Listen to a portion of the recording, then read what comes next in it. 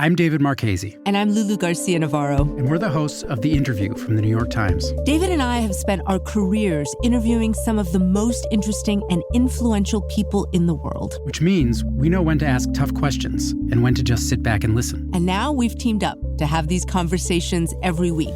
We'll try to reveal something about the people shaping our world. And we'll get some great stories from them, too. It's The Interview from the New York Times. Listen wherever you get your podcasts. The first episode of this series is free, but to hear the whole thing, you'll need to subscribe to the New York Times, where you'll get access to all the serial productions and New York Times shows. And it's super easy. You can sign up through Apple Podcasts, Spotify, or wherever you get your podcasts. And if you're already a Times subscriber, just link your account and you're done. Over here at Serial, we love criminal justice stories. Guantánamo is the most astonishing one we've ever seen. Guantánamo is a prison and a court that we made from scratch right after September 11th. We were at war in Afghanistan, fighting al-Qaeda and the Taliban, and pretty soon we'd captured thousands of men. Our makeshift holding cells in Afghanistan couldn't handle them all. We needed a safe place to keep them, away from the chaos, so we could sort them out. And the place we chose was Guantánamo Bay, 8,000 miles away from Afghanistan, in Cuba. We already had a sleepy naval base there. We've had it since 1903.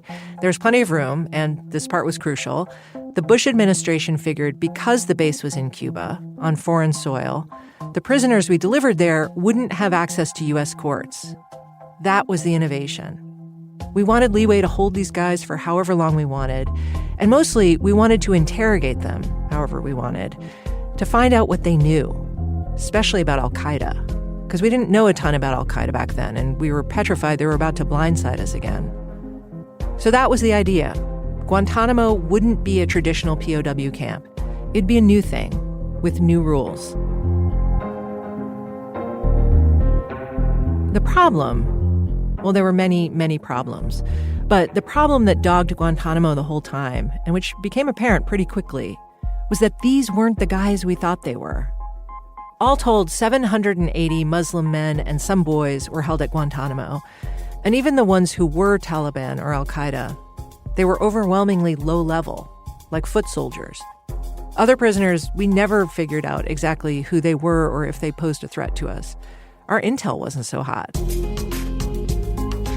We'd shipped all these prisoners to Guantánamo without a solid plan for letting them back out. Many people sat there for 2, 3, 5 years, and some 12 years, 14 years, 16 years. We didn't know what to do with them. 30 men are still held at Guantánamo. And the cost? The last time someone tallied it up, $13 million a year. Per prisoner. Guantánamo is probably the most expensive lockup in the world. Astonishing, no? Dana Chivvis and I, Dana's worked on previous seasons of Serial. She's going to be my co-host this season. Dana and I have been trying to do a story about Guantánamo for years, almost a decade. Our first attempt was in 2015. Sarah and I had flown down to Guantánamo, or Gitmo as it's often called, for the official media tour, the only way we could see the prison. The experience was strange, almost as soon as we arrived. We were picked up at the airport by 2 soldiers from public affairs. Would any of you guys like to stop at the small little mini mart real quick on this side? It's just a small one just to get if you want a snack or something. They also have souvenirs there, but you'll have another chance to get more souvenirs on the other side. Guantánamo has 3 gift shops. Recently, the gift shops did a collaboration with Disney, so you could bring home a t-shirt that says Guantánamo Bay with a Minnie Mouse on it. Or one with palm trees that says, "It don't get mo better than this." For the mindful, there was a coffee mug with a simple mantra, "Be here now, Guantánamo Bay." We passed up the souvenir offer on day 1. Maybe you caught Sarah's hesitation in the tape. Because how inappropriate. But by day 3... Oh, I'm totally getting a bobblehead. There we were, shelling out cash for Fidel Castro bobbleheads to bring to our loved ones back home.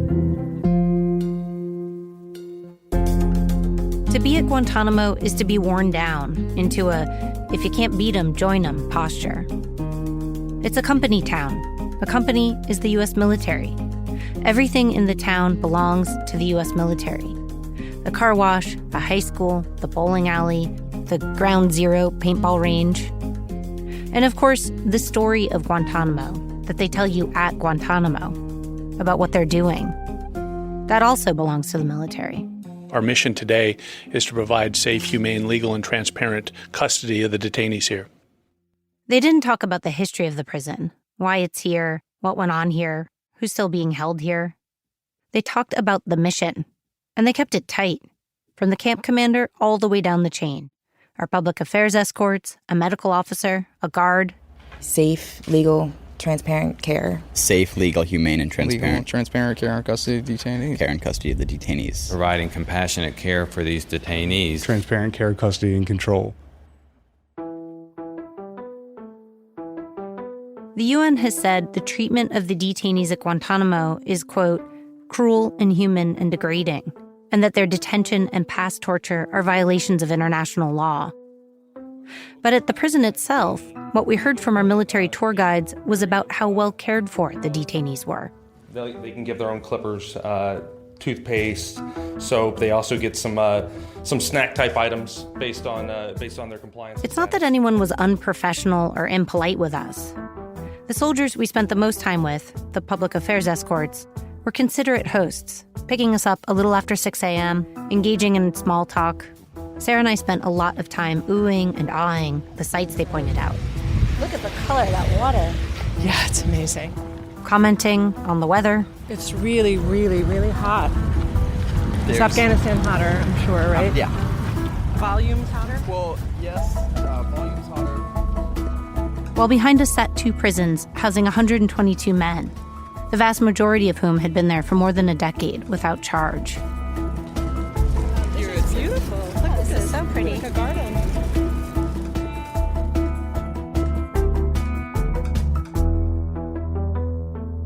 My tolerance for all this polite chit-chat wore thin. Standing on a cliff above the sparkling sea, next to a small building where the adolescent prisoners were once held, I had a tiny meltdown. I think I'm hitting the part of the day where the fucked upness has just gone to my head. What'd you say? I think I'm hitting the part of the day where, like, the heat and the fucked upness of everything is like, just taking out my sensibility. What do you mean? I don't know, I just feel, like, loopy from all of it. Oh, you do? Well, it's exhausting because you're, like, pretending. Everything is pretend. That's what I'm We're in a play, and we're playing our part. Everyone's doing their part. It's the pretending that's making me lose it right now. Recently, I looked back at my notes from that time. I'd written, went to some lookout area. I pretended to give a crap about the view. You could see naval thingies in the water, used to tie up battleships in the bay. It was a nice view, for sure. Lots of hills. Some green, swampy, mangrove-looking things out on the bay. And then, it really is like theater. You're pretending to report, or else you're pretending to report the story they're telling you. And they're pretending to believe that the story you're doing is the one you've told them you're doing. You're pretending to believe all the bullshit they have to tell you, and they're pretending that they're believing that you're believing it. And everyone knows the only information you want is stuff they either don't know or couldn't or wouldn't talk about, even if they did know. Everyone acts chummy and yucks it up, including us. What we wanted to know is what the people working at Guantanamo thought about Guantanamo, how they saw their jobs. They were part of something extraordinary. So I was asking pretty much everyone I met what they thought about the detainees and their status, sincerely asking. Does this place feel like it's winding down? A lot of the prisoners have been cleared to leave. They aren't even supposed to be here anymore. How do you feel about that? And they'd look a little stricken. They said things like, I don't know, I don't have any personal feelings, toward these people. Or, this line of questioning makes me completely nervous. One guy told me it was unfair of me even to ask. We started to give up on the idea we could have a normal conversation with anyone. Lucky for us, one of our public affairs escorts was a delightful ray of sunshine in the form of Army Specialist Raul Sanchez. Raul was cheerful and chatty. He seemed looser than the other escorts. We're like a Disneyland employee. That was a joke. Definitely a joke. It's nothing like Disneyland. They have no churros here, so. Within an hour of meeting him, we'd learned Raul was from Arizona, newly married. He was leading a group for LGBT service members, co-hosting a show over at the radio station. And he seemed genuinely interested in the history of Guantanamo.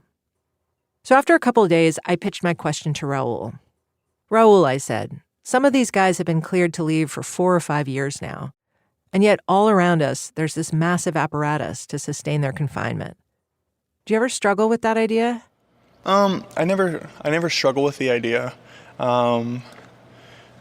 because I feel that we have pushed our limits so far to make such a humane environment for them that every day we're trying to seek new ways to try to make this place a better environment, to make it a better living situation. Oh my gosh, poor baby Raul. That is present-day Raul Sanchez, years after Sarah and I met him at Guantanamo. I played him that same tape you just heard of him answering Sarah's question about the detainees. He told me he remembered that conversation. Oh my gosh, because she caught me. That question caught me. That was in a moment where I was realizing things, and she caught me, which is why I don't sound as quickly eloquent as I usually do. Yeah. You know, Yeah, I it heard didn't sound myself. as canned. No, I didn't have a canned answer because I was agreeing that they should just leave. In that moment, I felt like, or at least I feel right now in my heart, what I wanted in that moment was just for you to take me back home with you guys and take me off the island. Yeah, I felt trapped. I felt trapped because I couldn't say anything. I couldn't know. I was now, in that moment, I was now lying. Raul, of course, couldn't tell us any of this back then. He was still on the job. That's why we never did a story in 2015. We couldn't get anyone to open up to us. But even as Guantanamo faded as a topic of national discussion, we kept thinking about it, wondering what was going on down there. We figured there has got to be a way to do this story. We even tried writing a TV show about it, a fictionalized version of Guantanamo, which, humbling. But while we were researching it, we had all of these fascinating off-the-record conversations with former personnel and former detainees. And so we started to wonder, maybe enough time has passed, enough people are back in civilian life. Maybe they'd be willing to put some of those stories on the record. So we tried again, contacted guards, interrogators, commanders, lawyers, chaplains, translators, also former prisoners, more than 100 people. And a remarkable number of them said, okay, I'm ready. Here's what happened.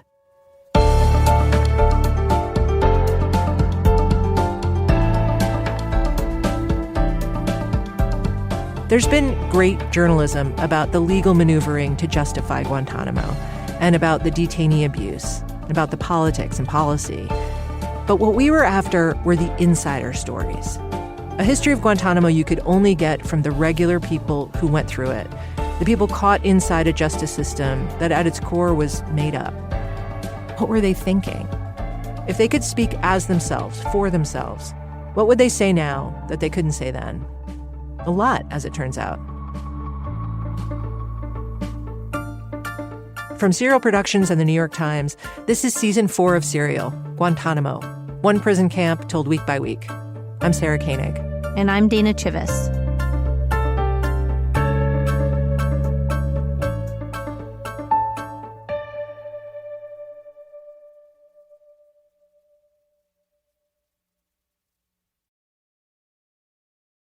Tell me if any of this sounds familiar. Eating meat is the key to good health. Nicotine can boost brain function. GLP-1s are a miracle drug. I'm Danny Blum. I'm a health reporter at the New York Times. We're bombarded pretty much constantly with claims about how to live better and feel better, and it's really hard to separate fact from fiction. That's what really differentiates my reporting and the Times, is that I am scouring the science, I am speaking with leading experts, I am making sure that everything I write is rigorously researched, reported, and that I can back it up. And when the science isn't clear, sometimes that is the story, that we don't know the answers yet. And that's a level of nuance and depth you're not going to get just floating around the internet. That's what you get when you subscribe to the New York Times. If you already subscribe, thanks. If you'd like to, go to nytimes.com/subscribe. Before we get back to Raul, we just want you to hear what Guantanamo is like, how it feels to live there and work there and be imprisoned there. from a bunch of people we've talked to. It's the backdrop to all the other stories this season.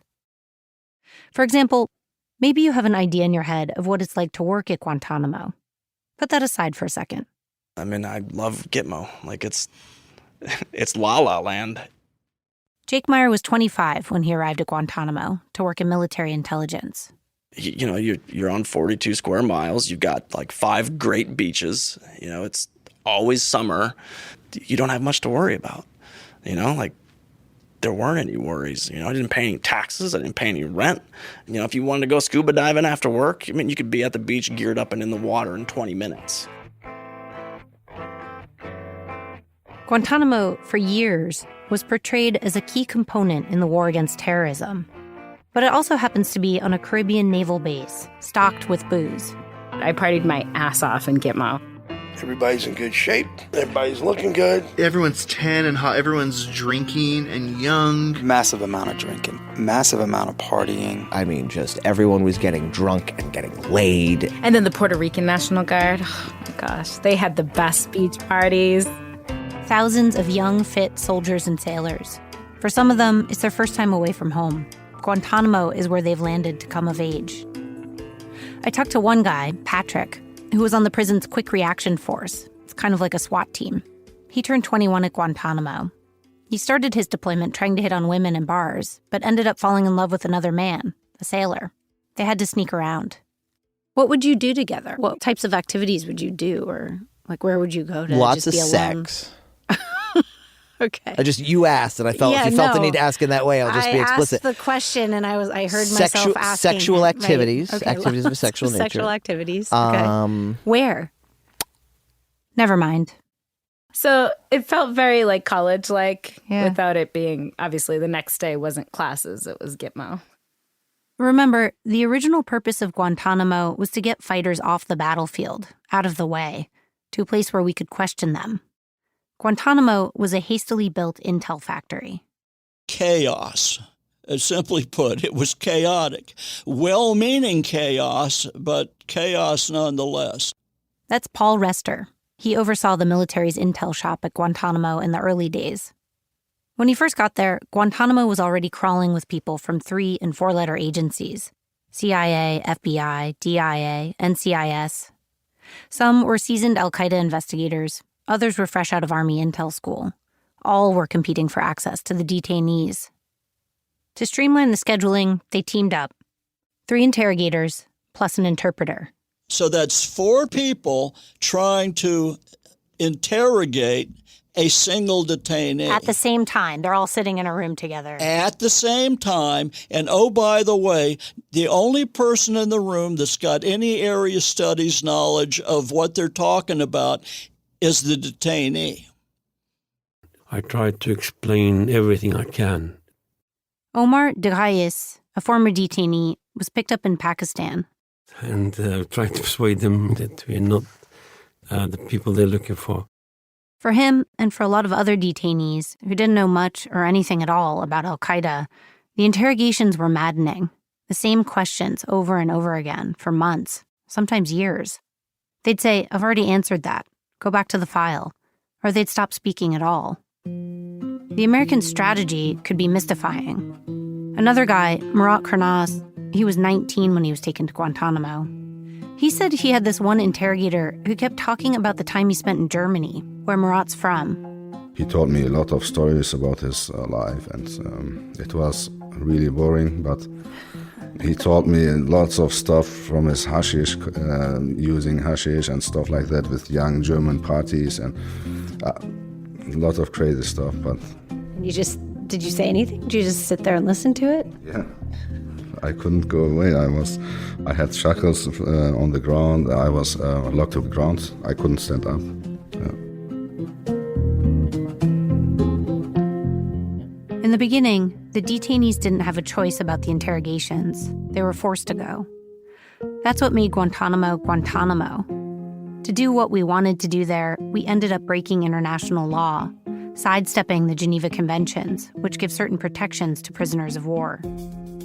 Instead, the government argued that the men we'd captured weren't prisoners of war. They were something else. They called them unlawful enemy combatants. And according to this line of thinking, unlawful enemy combatants were not protected by the Geneva Conventions, which meant we could play by a different set of rules. We could scream at them for hours, leave them shackled to the floor. One time they told me my family, my mother and father, they died on a car accident. So that is, they told me a lot of things. That's awful. Yeah, they told me all my family, my brothers and mother and father sit in the car and they had the accident. So, but he didn't. He told me he can't tell me any details, and he's not allowed to talk with me about it. So he just told me that very short and said, "I can't tell you this." So, yeah. Was this an interrogator who said this? It was an interrogator. Yeah. I didn't know if I should believe him or not. I didn't know. Murat didn't learn his family was alive until years later, when his lawyer gave him a letter in his mother's handwriting.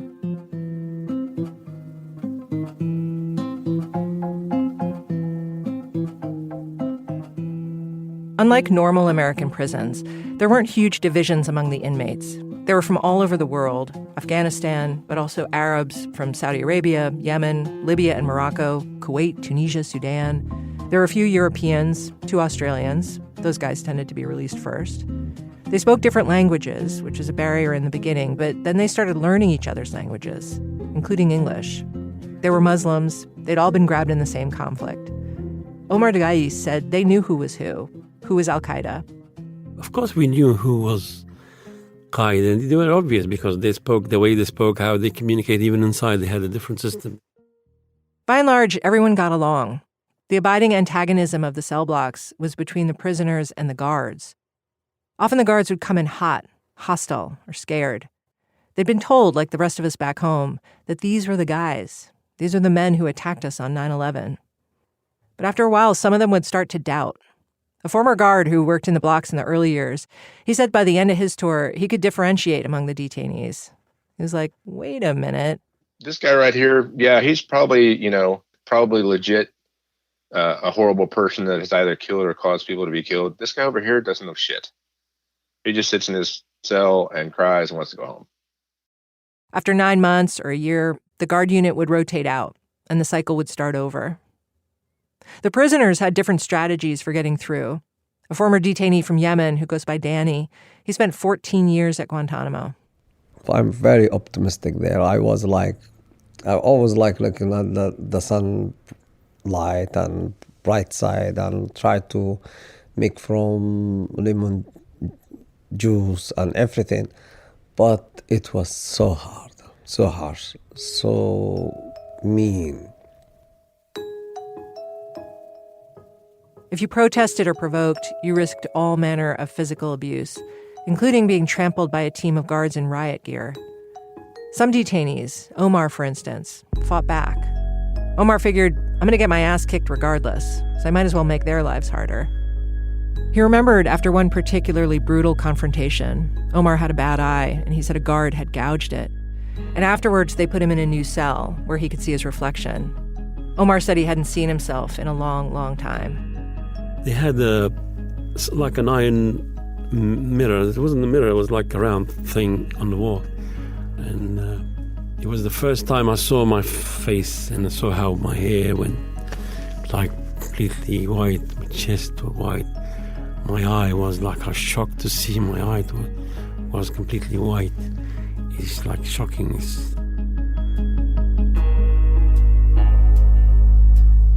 What were you most scared of in Guantanamo when you were there? Most scared of? Yeah. I don't know, maybe we don't know what's going to happen. It's like you've been there for years. And there's no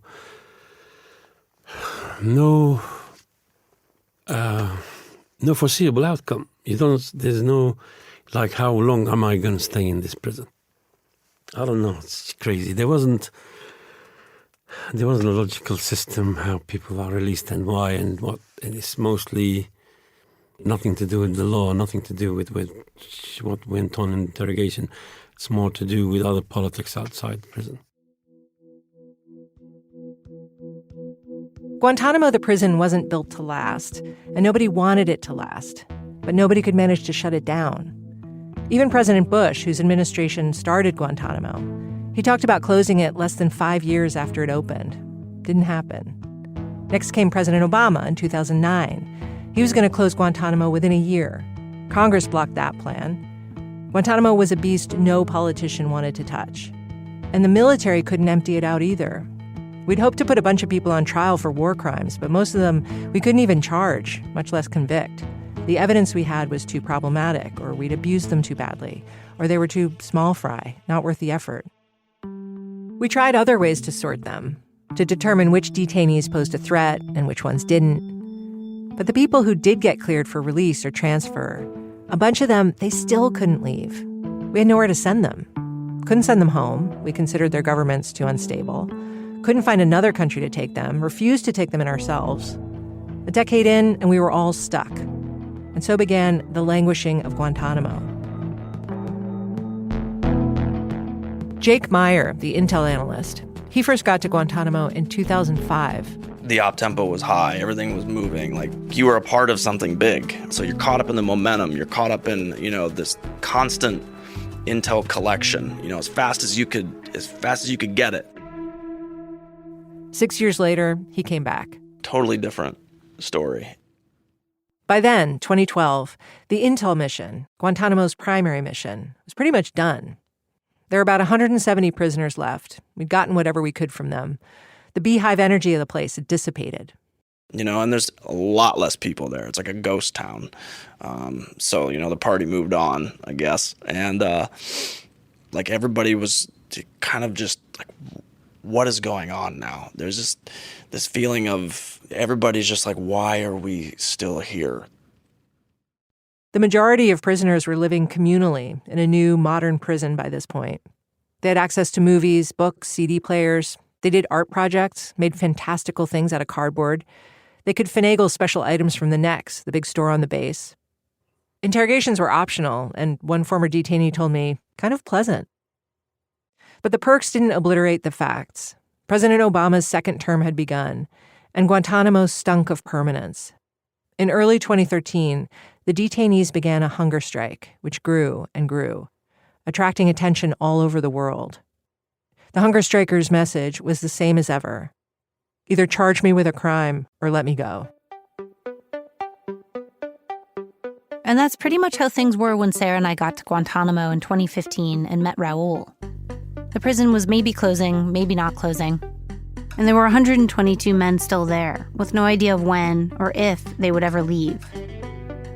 So when I called Raul years later, what I wanted to know was, what did people like him, whose job it was to tell the official story of Guantanamo, what did they really think about working there? What was the unofficial story? Of course, Raul can't speak for the thousands of people who have worked there over the last 22 years. But he did have a story to tell me about why he was so desperate to leave Guantanamo and what happened to him after. By the time Sarah and I met him, Raul had been in the Army for 8 years already. Before Guantanamo Bay, the military was my entire world. I was talking about it every single day. Every day. I loved it. I took advantage of the military. The military did not take advantage of me. Raul told me when he was graduating from high school, he needed some direction. The military gave him that, and he got to do incredible things. They sent him to Hawaii, paid for him to go to culinary school. He got a $20,000 bonus when he enlisted in 2007. Before Guantanamo, he deployed to Kosovo and to Afghanistan, which, surprisingly, he loved Afghanistan, lost his virginity at Bagram. I became super gay there. Like, I would get my hair dyed black. I would get my eyebrows waxed because on the German side they had a Russian-ran barber salon, and so we would go in there and get facials and all. It was crazy. After Afghanistan, Raul's next deployment was to Guantanamo Bay, Cuba, the Pearl of the Antilles, which it says on the signs at Guantanamo, the Pearl of the Antilles. Raul had never been to the Caribbean before. Raul's job was to escort reporters like Sarah and me around the base and into the prison. Like most of the public affairs staff, and most of the staff at Guantanamo, actually, Raul didn't know much about the detainees. But he was excited to tell reporters about all the good the military was doing for the prisoners.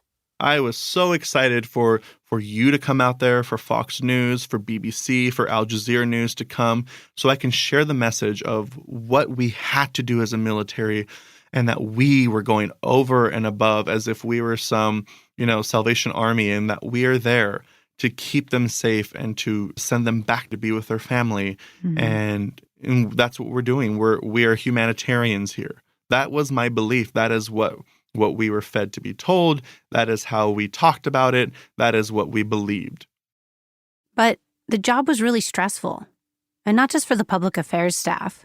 A lot of people told us this. The flip side of the drinking culture was an intense anxiety, a fear of getting in trouble. It was like they were under the world's microscope.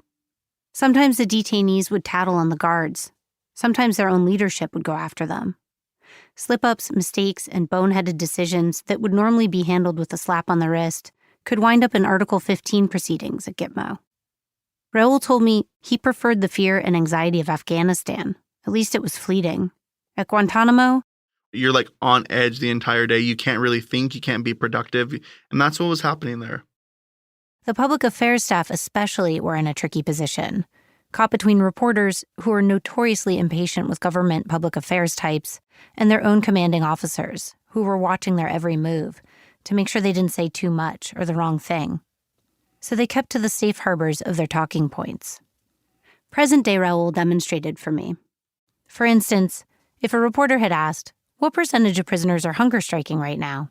a question Sarah did ask, Raul might have said, "Thank you so much for that question. Our enteral feedings are overseen by our nursing staff." And making sure that they're really staying safe, because our biggest takeaway and our biggest mission here at Guantanamo Bay is making sure of the safe and humane, legal, transparent care and custody of our detainees. And so, this fully falls into that humane part. We want to make sure that we're caring, oh yeah. The safe, legal, humane thing, Raul said part of its power was in just how long it was. It didn't roll off the tongue, but what it did do was it was just long enough to make you roll your eyes or not ask those questions or be inconvenienced. It was just long enough. You're so right. We were so bored by the time you got to the end of that line that we just... Yeah. You're not going to get anything from us and we're going to just tire you down. Yeah. What was the worst question a reporter could ask you? Camp 7. Camp 7. For nearly 15 years, Camp 7 was the super-secret compound where the government held its most important prisoners. These were the people accused of plotting 9/11, like Khalid Sheikh Mohammed and other supposedly high-ranking members of al-Qaeda, prisoners who had been held and tortured in secret CIA prisons overseas. For a long time, everything about Camp 7 was classified. Who was there, what went on there, and certainly its location at Guantanamo, down an unmarked dusty road, tucked away in the scrubby hills. So if a reporter asked a question about Camp 7, like, "If we have extra time, can we look for Camp 7?" which Sarah did ask. If we have extra time, can we look for Camp 7? Raul and the other public affairs people would deflect. I've never had anything said to me about Camp 7. I know nothing about it. I mean, you hear rumors, but as far as what they tell, I don't know anything about it. What are the rumors? That there's a Camp 7, a secret Camp 7, yeah. Raul got the impression they were supposed to act as if it wasn't worth thinking about, like it might not even be real. Doesn't exist. Don't even ask about it. It's a media thing. Like a media myth? Yep. And it was violently made sure that we didn't know anything. It was like, you don't know anything. Don't say you know anything. Colonel Heath is the only one who could talk about it. You know nothing. But he said they did know about Camp 7. The existence of Camp 7 had been reported nearly 8 years before. A simple Google search would surface a rash of information about Camp 7. The stuff Raul had learned in his public affairs training about transparency and truth in journalism, he took it seriously.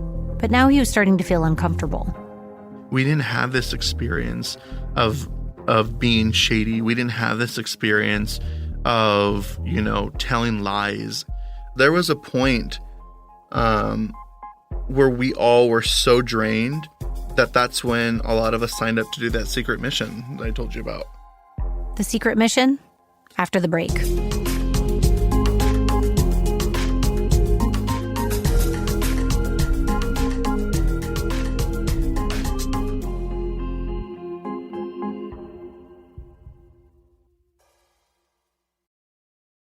This is Sarah Koenig, host of the Serial Podcast.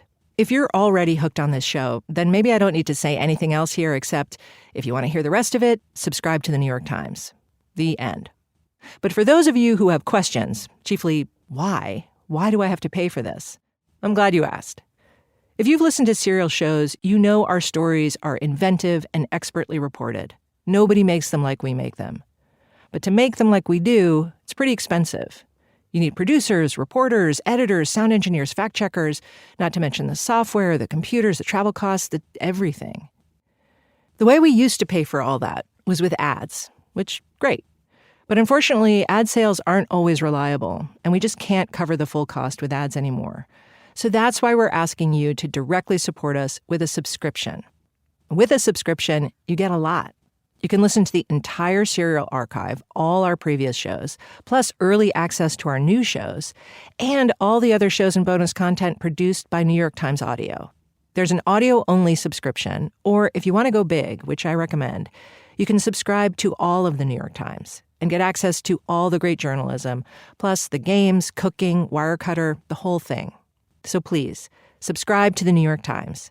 You can do it through Apple Podcasts, Spotify, or wherever you get your podcasts. I'm Paul Tenorio. I cover soccer for The Athletic. And I'm Amy Lawrence. I cover football for The Athletic. Whatever you call it, the biggest competition in the sport is happening right now. And The Athletic's World Cup coverage has everything you need to follow the tournament. There's 48 countries taking part, from the tiny island of Curacao to the 5-time champions Brazil. Even if you don't know your offside from your onside, if you're eager to know more about the teams, the matches, all the stories on and off the pitch, we've got you sorted. Maybe you're the kind of person who's already up early every weekend, waking the neighbors when your favorite club scores. We'll make sure you get equipped with more information, more insight than anyone you know. We've got more than 70 obsessive reporters on the ground, covering the ins and outs from every game. I almost forgot to mention the best part, Amy. Free access to The Athletic's World Cup coverage in our app. Download the Athletic app and see you there. Raul's secret mission came a few months into his deployment. He didn't really know what he was signing up for. He just knew it was a chance to get away from the tours and the reporters and work inside the prison. The mission was combat camera. It's not specific to Guantánamo. It's a regular military job. Instead of carrying a weapon during an operation, you carry a camera to document it for the commanders and for posterity, I suppose, although the DoD has never released combat camera recordings from the prison. Raul's job on combat camera was to film the detainees who were on hunger strike as they were forced from their cells and then force-fed. He didn't really have a problem with the idea of force-feeding the hunger strikers. It was an act of protest, and so the military had to keep them alive. I mean, what are they going to do? What could you imagine the story that gets out if a detainee died on our watch because they starved to death? During his shifts, Raul would sit in the combat camera office until a call came in. He'd make his way to the cell block in a golf cart. And then, wearing a face shield for protection, he would film the guards as they burst into a prisoner's cell, strapped the prisoner to a board, and carried him out. Next, the guards would put the prisoner in a feeding chair, his arms, legs, and head all fastened to the chair with straps.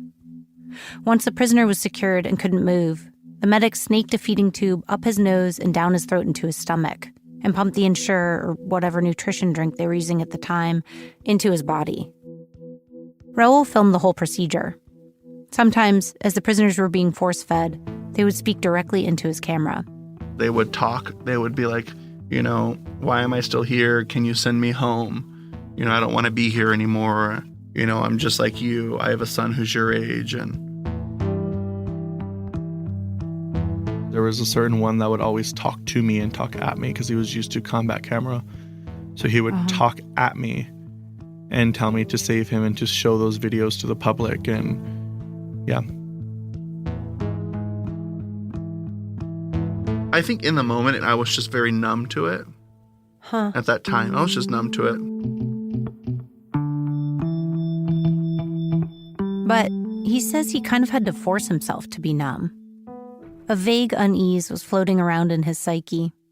It was easier to ignore it. And that worked okay until one day, his perspective on the military and on Guantánamo shifted. What happened was he got in trouble for something that had nothing to do with combat camera. Raul's roommate told his commanding officer he thought Raul was having an affair with one of Raul's friends. Raul was married, and adultery is a big no-no in the military. An investigation was launched. Raul was put on probation for 60 days and was passed over for promotion. Then, months later, Raul got in trouble again for failing a breathalyzer test. All of this was a shock. He says he wasn't having an affair. His roommate was just homophobic. And he says he'd only had one glass of wine, that they gave him a second breathalyzer and he passed. But his commanding officer punished him anyway. He had devoted years of his life to the military. He believed in the military, lived by its definitions of good and bad. Now, suddenly, he was on the outside of the good guys club. And being on the outside, he started looking at things on the inside differently. So when Sarah asked Raul that question you heard earlier about whether he ever struggled over the imprisonment of the detainees, and he gave her that pained answer, he says what was actually going on was he was starting to glitch, to ask himself those same questions Sarah was asking everyone. He was starting to feel complicit in what he called stealing people's lives. Soon after we met him, Raul and his unit returned to Arizona. When they had first deployed to Guantánamo, Raul was a cheerful, confident guy, a model soldier. By the time he left, I came away thinking that I was a piece of shit. A few months after he got home, Raul says he had a panic attack and eventually got a diagnosis of PTSD from Afghanistan and Guantánamo. Which is striking considering in 2011 and 2012, when Raul was in Afghanistan, we were actively fighting a war there. Hundreds of Americans were killed in Afghanistan during those 2 years. And then here he was, at Caribbean Guantánamo Bay, where he could sip pina coladas in the sunshine and go to the beach if he wanted. And he comes home and falls apart. I think it's weird that I don't have any negative ties to what happened in Afghanistan and what happened in Kosovo. And I assume because I trained for those possibilities.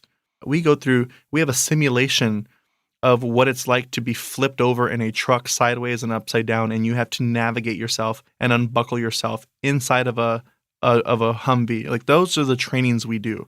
So I was trained for Afghanistan. I was trained for Kosovo. You cannot train for Guantánamo Bay.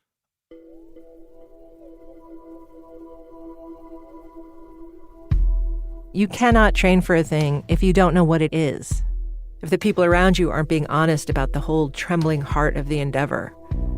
What made Guantánamo so confusing was that to satisfy our terrified post-9/11 needs, we had to shove aside the old time-tested rules about how to treat war prisoners. And for the ordinary people who had to operate inside the new rules, there was a gap between what they were being told and what they were seeing for themselves. Thousands upon thousands of military personnel, hundreds of prisoners, everybody trying to bridge that gap, everybody scrambling through the same experiment. This season of Serial, a history of Guantánamo, told by people who know things the rest of us don't, about the consequences of an improvised justice system. It's going to be 6 stories, starting with a guy who acted out the stuff of nightmares, which at the time, all part of his job. That's next time.